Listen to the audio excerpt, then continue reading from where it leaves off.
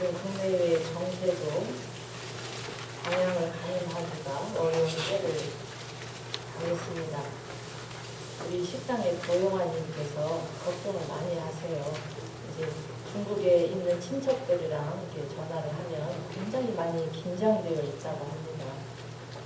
굉장히 조심하고 있다고 하면서 어떻게 되려고 하는지 모르겠어요. 이렇게 해서 영환님은 걱정 마세요. 제가 이렇게 우리 집은 편안하게 계십시오. 제가 이렇게 했는데 그럼에도 불구하고 많이 불안하지, 제 마음에 많이 불안하지는 않고, 아마 교도님들도 불안하고 그러시진 않으시죠? 네. 그것은 대종사님과 스승님들의 말씀을 저희가 믿기 때문에, 저는 그렇습니다. 그 말씀을 믿기 때문에 대종사님께서 우리나라는 어려운 성령이 된다고 하셨고, 또 정산종사께서 처음에는 사상전으로 시작했다가 그것이 세력전으로 옮겼다가 나중에는 감정 싸움이 되어서 막 이렇게 하지만, 그러다 전쟁이 나버리는 게 아니고 우리 잃을 것이 없다 이렇게 해서 남북이 손잡을 때가 있을 거다 이렇게 말씀을 하셨는데, 지금 보면 세력전과 감정 싸움이 같이 지금 혼합되어 있는 게 아닌가 이런 생각이 들고, 극해야 변한다고, 극하면 변한다고 했기 때문에 극해서 변하는 것이 우리가 다 상급으로 변하는 게 아니라 다 함께 살려지는 방향으로 변화되게 되겠다, 영원해야 되겠다. 어느 정치 지도자가 탄핵이 되고 우리 모두는 이겼고 또 모두 졌다 이렇게 말을 했는데, 우리 교도님들은 모두 우리 국민 모두가 이기는 방향으로 갈 수 있도록 우리가 다 함께 노력하고 기도하고 영원하시면 좋겠습니다. 오늘은 교법의 총서를 해야 되는데, 우리 지금 서울교구가 가족교화 실천을 해서 그거에 대한 공지를 계속 하시기 때문에 오늘 하루는 가족교화에 대한 것을 좀 이야기해서 교구의 내용도 전달을 해드리고 하는 시간을 좀 가질까 합니다. 지난번 원남지구 재가교육자 훈련 때도 가족교화에 대해서 했고, 또 서울교구 회장단 훈련 때도 가족교화를 주제로 했다고 합니다.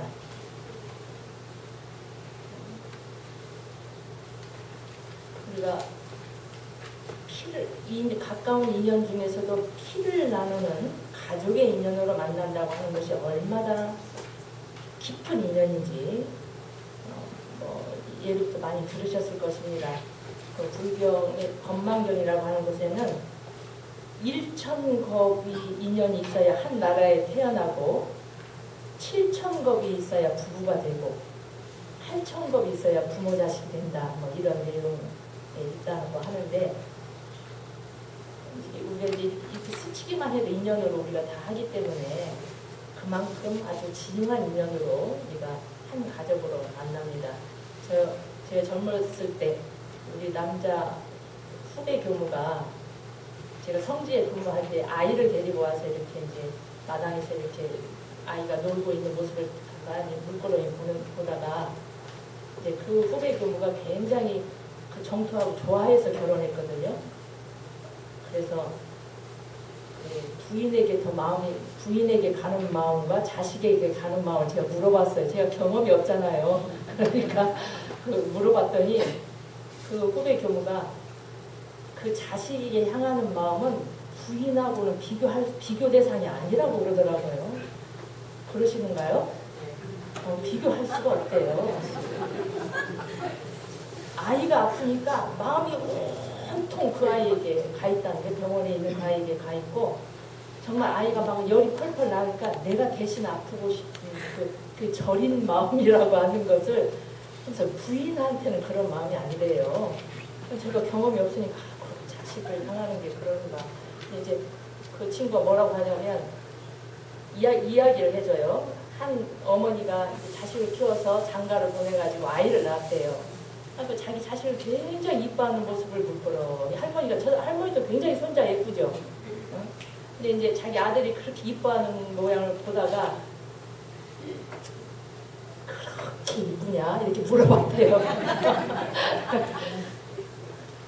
그 아들이 뭐라고 하냐면 어머니는 모를 것이요.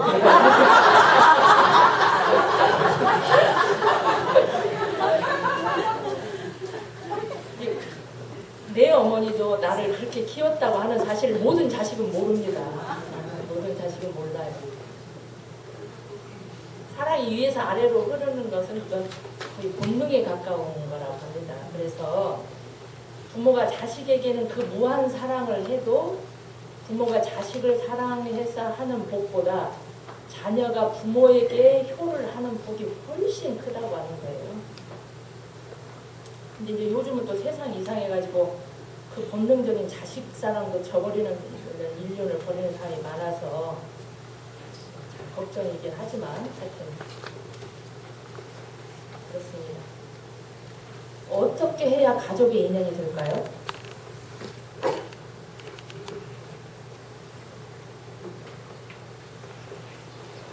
늘 제가 물어보면 대종사님 뭐라고 하셨는가 이렇게 찾아야 돼요. 그냥 생각대로 찾지 마시고 대종사님 뭐라고 그러셨더라? 이렇게 찾아야 됩니다. 어떻게 해야 가족 가까운 인연이 된다. 그렇게 하셨는데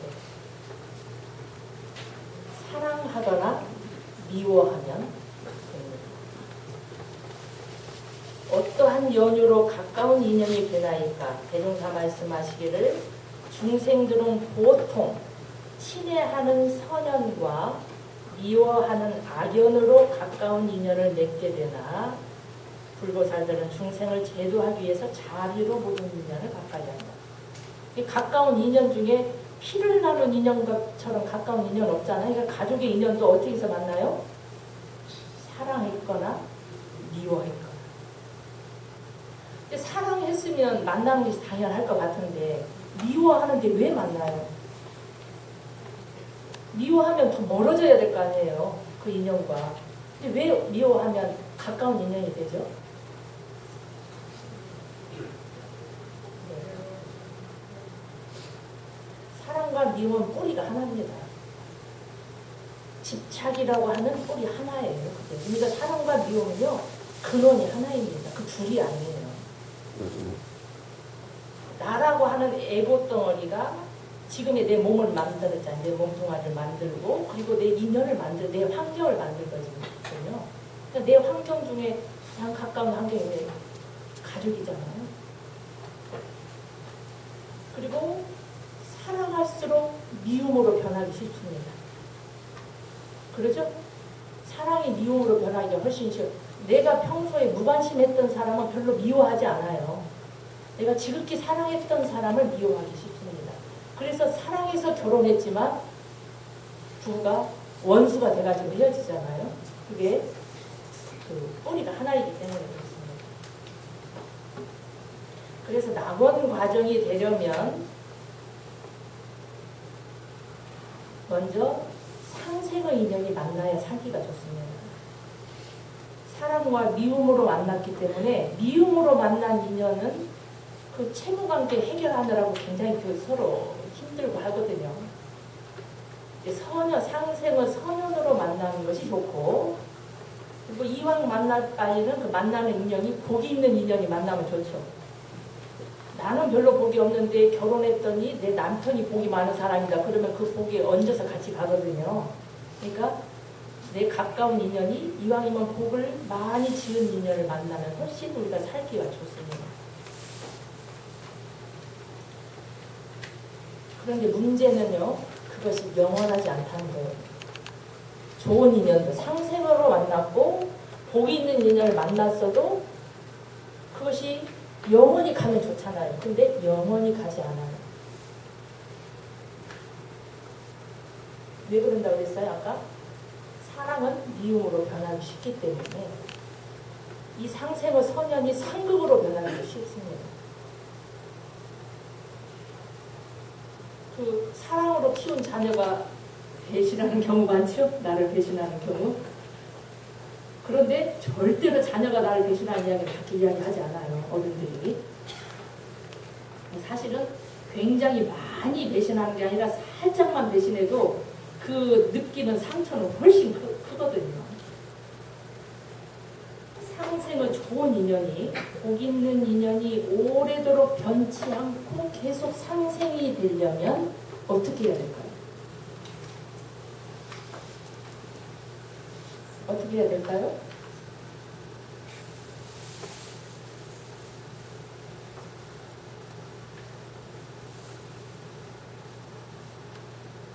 어떻게 해야 될까요?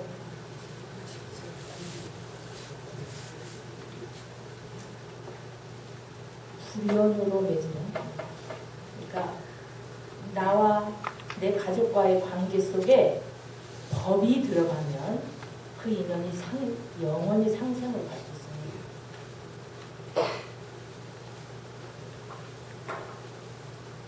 정말 사랑하면 부처님 법을 심어줘야 됩니다. 이것이 그 이유입니다. 천만 가지 경전을 다 가르쳐주고 천만 가지 선행을 장려하는 것이 급한 일이 아니라 먼저 생멸 없는 진리와 인과공의 진리를 믿고 깨닫게 해주는 것이 가장 급한 일이다. 영생과 인과를 알게 해주어서 변화의 원리를 깨달아서 스스로 공부하고 스스로 복짓는 방법을 알려주는 것이 더 급한 일입니다. 내가 현금을 자녀에게 주는 것보다 복짓는 마음을 전수하는 것이 훨씬 더 의미가 깊은 일입니다. 아무리 많은 돈도 언젠가는 다 그것이 사라질 때가 오는 거거든요. 무엇보다도 마음 공부하는 법을 전수해 주는 것이 가장 중요합니다. 우리 그 예진교무가 이야기를 하더라고요. 우리 교당 청년회장이 그런 감상을 이야기했대요. 처음에 회사를 들어갔을 때는 그 일이 비교적 다른 사람보다 이렇게 적게 일할 수 있는 일을 맡게 됐대요. 그러니까 나는 굉장히 운이 좋다 이렇게 생각을 했고, 그리고 올해마다 월요병이 걸려가지고 그 회사에 가기 싫은 마음이 그렇게 있었고 했는데, 이제 그 마음 공부를 하면서부터 직장이 은혜의 터전이라고 하는 자각이 생겼대요. 그러면서 마음을 바꾸게 됐대요. 그래가지고 회사에 가도 뭐 휴지가 떨어져 있거나 하면 그것도 내가 줍고 일을 찾아서 하게 되고, 이렇게 하니까 그것이 자꾸 그 소문이 나가지고 우리 회사에 그런 사람이 있냐 해가지고 남보다 굉장히 승진도 많이 하고 승진도 빨리 하고, 그리고 굉장히 중요한 일이 주어지고 뭐 이런 이야기를 했다는 이야기를 제가 직접 들었으면 훨씬 실감나게 제게 전달했을 텐데, 이렇게 건너서 들으니까 제가 들을 때는 아주 감동이었는데 제가 전달을 잘 그렇게 못하겠네요. 사실 그 소승 불교에서는요, 내 몸을 그 고통의 그 산물로 우리가 소승 불교에서는 그렇게 합니다. 그리고 가까운 인연도 고통의 산물이라고 해서 인연을 멀리하고 이렇게 하잖아요. 그런데 대종사님은 이 애고덩어리라고 하는 이 몸도 뭐라고 해주셨어요? 만사만리의 근본이다 이렇게 하셨습니다. 그리고 내 주변의 인연뿐만이 아니라 일체 만물이 다 은혜의 관계로 설정을 하셨어요. 사언을 밝혀주셨잖아요.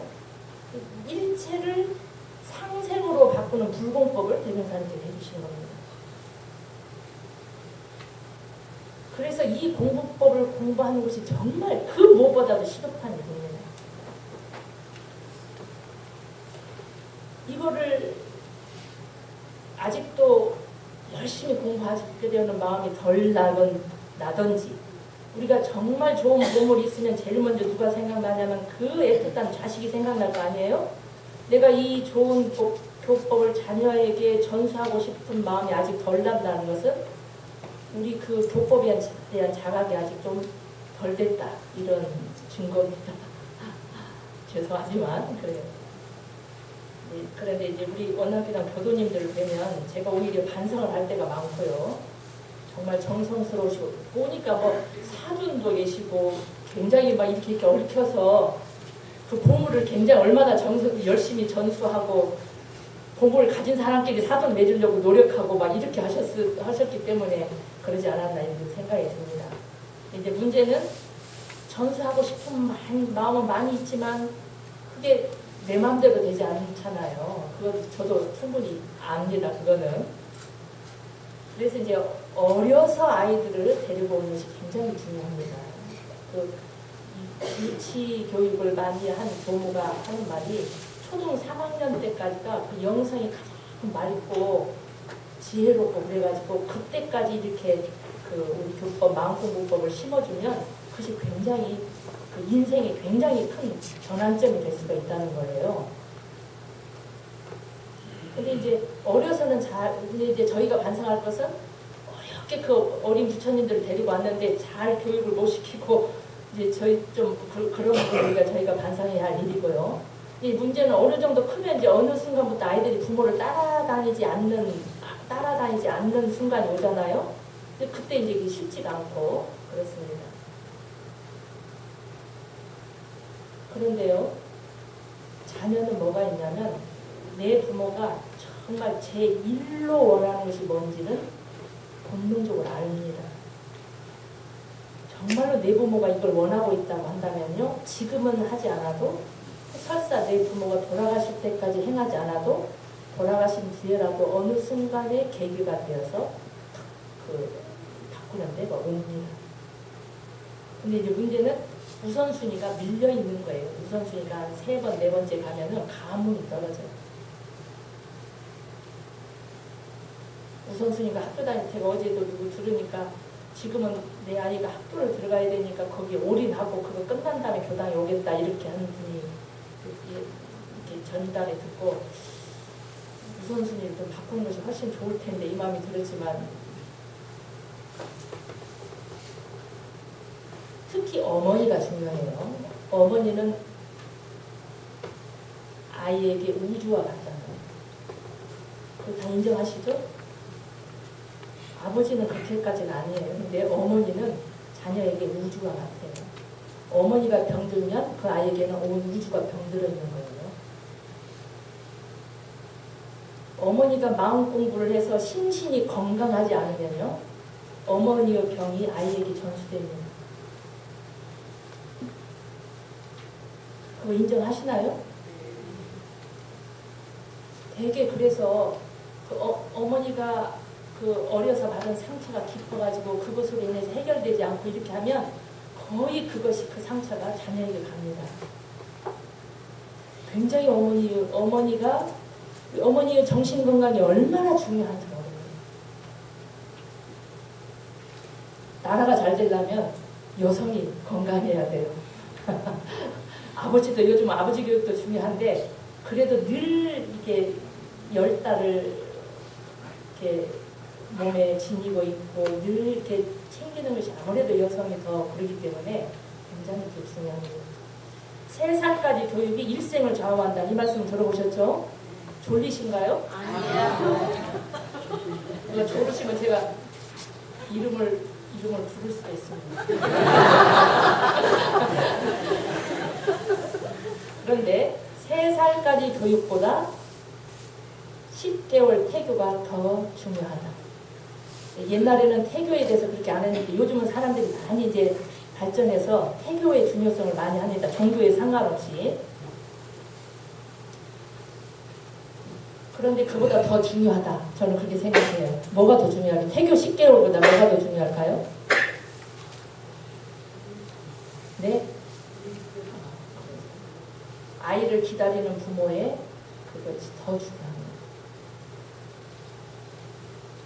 끼리끼리 만나고 금은방에 가면 금은 금끼리 은은 은끼리 이렇게 해요.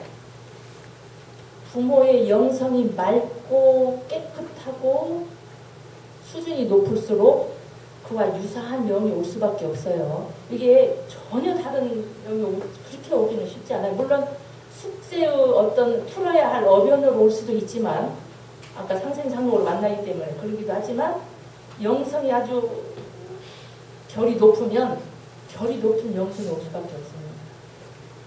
그래서 사실은 한 여자와 남자가 결혼하면 결혼할 때부터 우리가 굉장히 그 몸가짐과 마음가짐을 잘 할 필요가 있어요.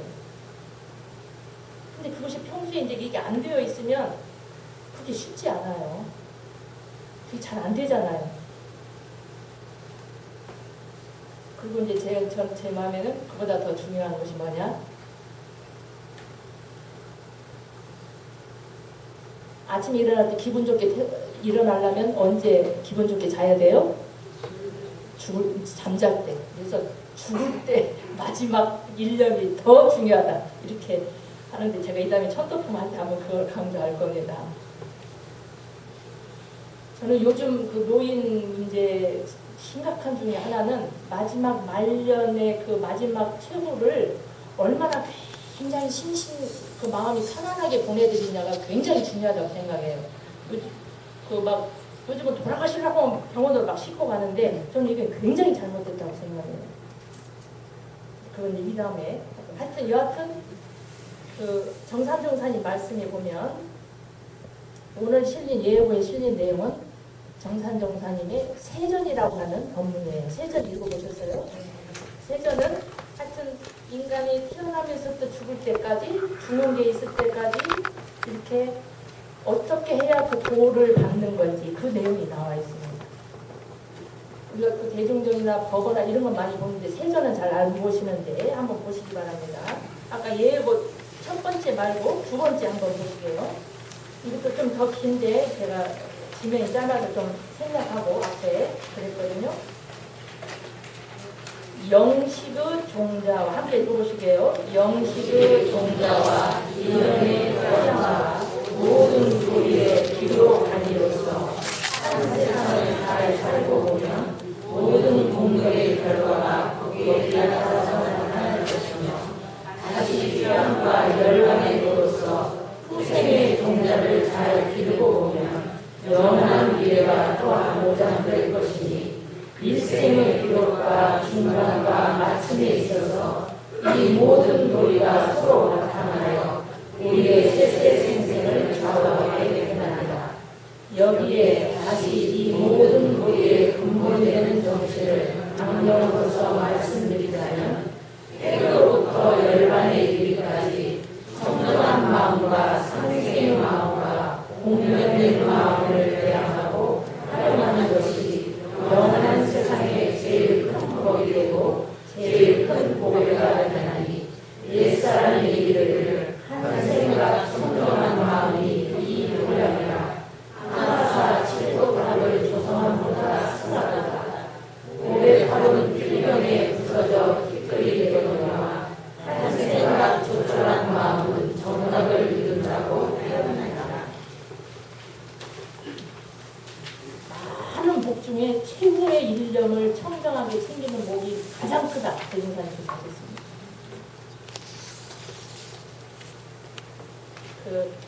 올해 교구에서 가족교화 실천의 동목을 이렇게 강조하는데 우리 교도님들 늘 평소에 아마 정성을 들이고 계실 거예요.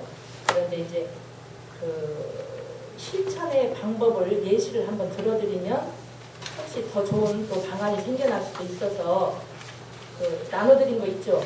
예고 말고 가족교화 실천 방법 예시를 쭉 한번 나열해 놨어요. 이건 제가 생각한 것도 있고 교구에서 지난번 회장단 회전 때 제시한 것도 있고 그렇습니다. 한번 보시고 이 중에 나는 무엇을 선택해서 한번 올해 공을 들여봐야 되겠다 이렇게 한번 생각해 보시면 좋겠어요.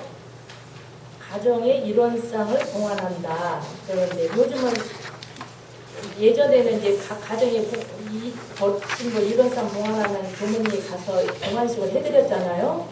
그런데 이제 이런 서울 같은 데는 쉽지 않기 때문에 여의도 교당에서는 우리 집에 법신보를 봉안하겠다고 하는 교도들을 가정을 모아가지고 이렇게 법신불전에서 합동으로 봉안식을 하고 그 일원상을 모시고 같이 집에 가서 했대요.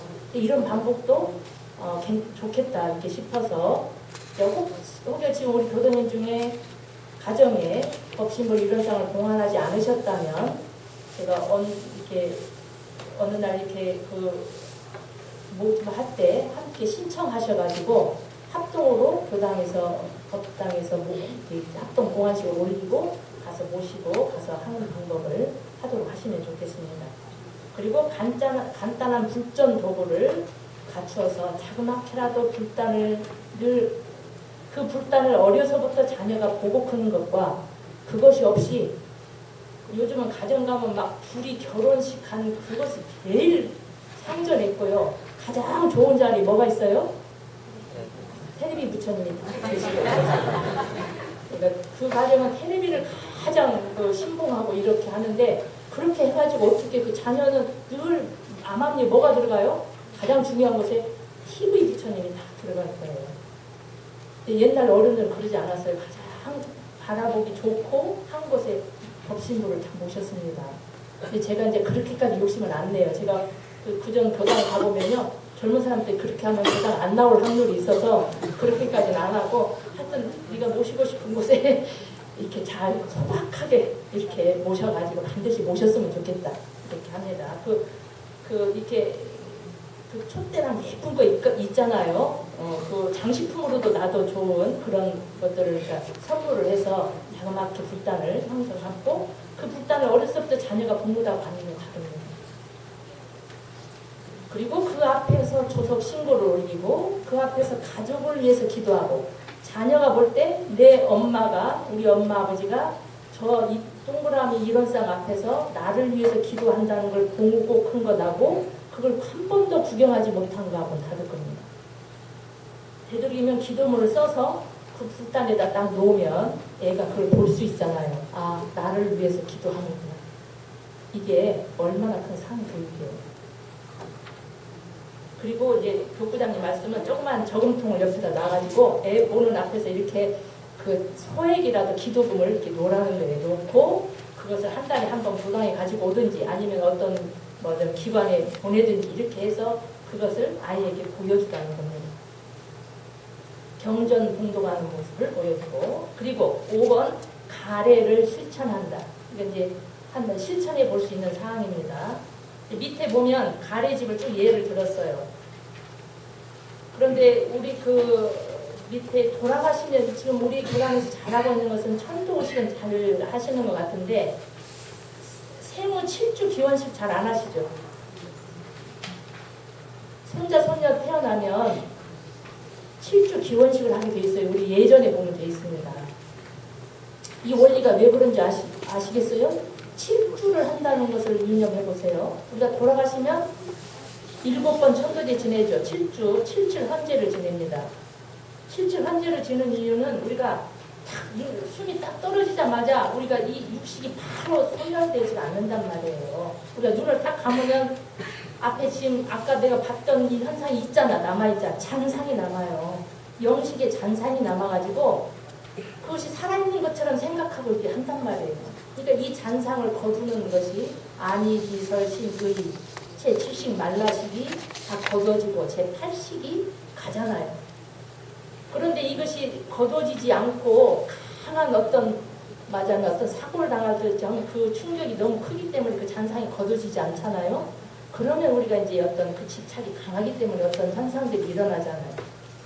이렇게 해서 우리가 7주 그렇게 그 천도제를 모시는데 새로 입퇴돼서 그 영식이 올 때도 금방 그 육식이 다 이게 한꺼번에 오는 게 아니라 그 다시 아래하식이 먼저 입퇴될 순간에 오지만 출식해서 나중에 태어나가지고 아이가 눈은 떴지만 바로 보이지 않는다고 그래요.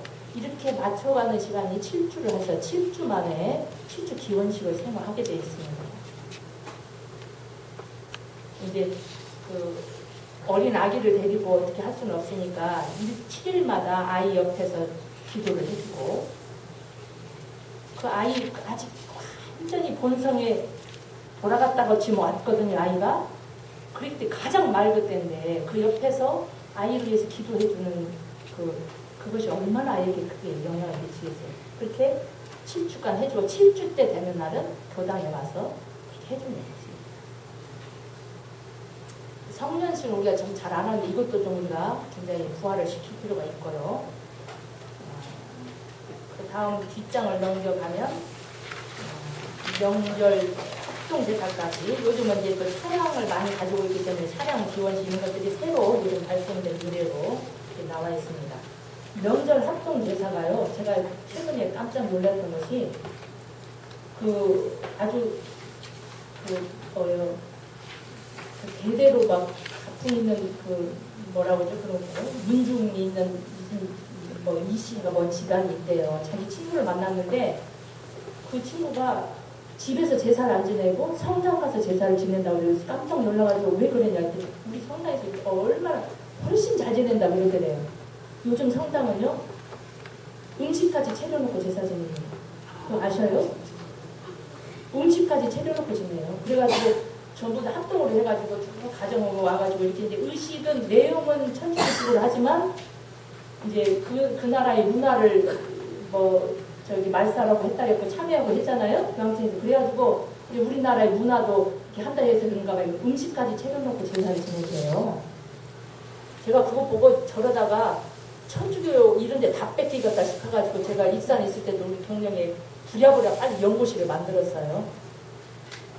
우리 새로 신축하면 연구실 반드시 아주 청정한 도량을 만들고 지금은 점점 이제 매장을 안 하고 점점 이제 자연장으로 많이 가잖아요. 자연장 가면 이게 표식도 별로 없어요. 이렇게 되면 교당 연모실에 위패를 모셔놓고 그렇게 모셔놓으면 늘 그 자녀가 설사 교당을 안 다닌다 하더라도 내 부모가 원남교당 영모실에 모셔져 있다. 이렇게 하면 늘 그걸 생각할 수밖에 없게 됩니다.